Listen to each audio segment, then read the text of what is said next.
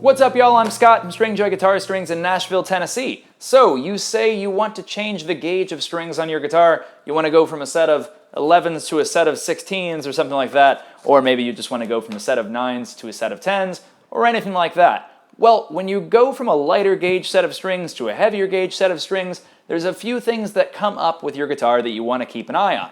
Not all of them might need to be changed, but you want to make sure you know what to look for so that you can ensure that your guitar is staying in the best shape that it can. So, today we're going to go through the top 6 things you want to have a look at when you change the gauge of strings, particularly when you go from a lighter gauge set to a heavier gauge set on your guitar, to ensure that your guitar is playing its best. So I can actually speak from pretty direct experience with this. Of course, I've done it a bunch of different times, but on this 339 from Epiphone, recently for a different video, I went from a set that went 9 to 44 on bottom, all the way up to 13 on top, and a 58 on the very bottom in order to get down to open C. Right now it's at open C sharp actually. I liked a little bit more tension, so I tuned it up a little bit. But the point stands. Going from like a 44 to a 58 is a big, big difference on your guitar and can shape a few different things about your guitar that you want to keep an eye on.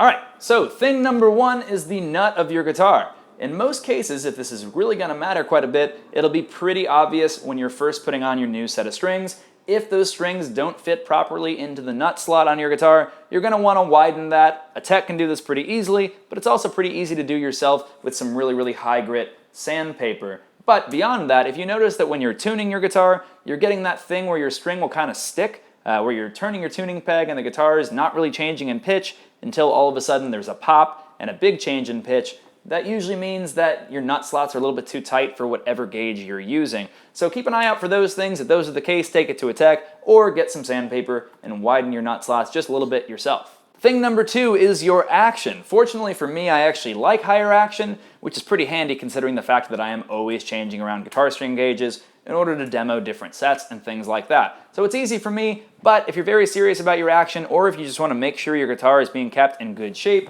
make sure you're checking your action at the 12th fret and all along your neck. Make any truss rod adjustments, or better yet, take it to a tech to mess with the truss rod if you don't want to mess with that, which I wouldn't blame you at all. But just make sure that your guitar is expecting the amount of tension you're giving it, the action is staying consistent, all that sort of good stuff. If you're making a really subtle change, you might not do enough to actually change the action of your instrument, but if you're making a drastic change like 11s to 16s or something like that, it's going to definitely have a big effect, so keep an eye on the action. Thing number 3 is the intonation of your guitar, which is affected, of course, by your bridge and the saddles down there. When you change your gauge, you're always going to be pulling around the intonation just slightly, and honestly, even when you're switching between different manufacturers that have different core-to-cover ratios on their strings, even if you're keeping your gauge the same, very likely you're going to be changing intonation as well. As I've talked about in other videos, this really has to do with taste. If you really want perfect intonation, then technically, yes, you're going to have to slightly loosen or tighten some screws every time you change strings or change to a different manufacturer or change gauges.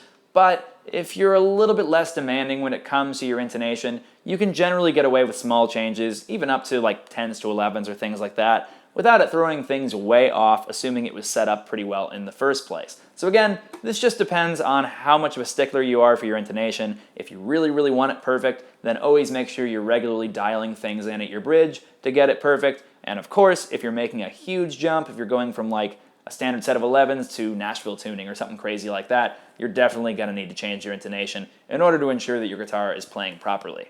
Thing number 4 is the pickup height. As we talked about in another video, how close your pickups are to your guitar's strings has an effect of how much variance is happening on that magnetic field that the pickup is generating, and that changes the signal to your amp. So if you want to keep things consistent and you're going with a heavier gauge set of strings, in general you would need to lower your pickups just slightly. If the change in string gauge is more severe, then of course you're going to have to raise or lower your pickups more to account for that. But in general, this only really matters if you want to keep your tone exactly the same and definitely don't want to change any of the knobs on your pedals or your amp or anything like that. And this is an easy way to do it. If you do like having just like a hotter output or a fuller tone from a heavier gauge set of strings, then don't even really worry about it. It's kind of up to you, but it's a good thing to keep an eye on. Thing 5 is your pedal or amp volume. The signal that's hitting your pedals or the front end of your amp, if you're going up in gauge in general, it is going to get a little bit hotter. Again, if you like a little bit more crunch, that's totally fine,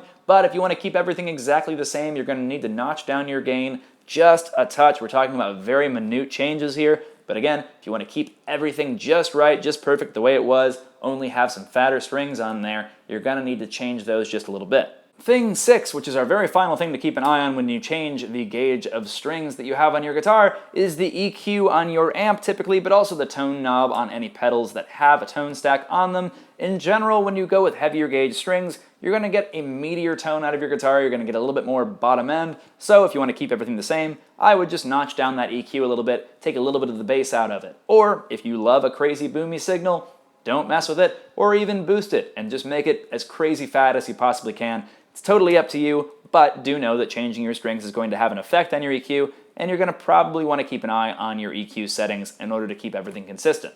So in general, those are the 6 things to keep an eye on when you change the gauge of strings that are on your guitar. I think overall people probably get a little bit more afraid to change gauges than they really ought to. If you're making very subtle changes like a half a gauge jump or a single gauge jump, typically it's not going to be that big of a deal, especially if you're not too much of a stickler about your intonation, which is the one thing that I think really gets thrown off the quickest out of all of it.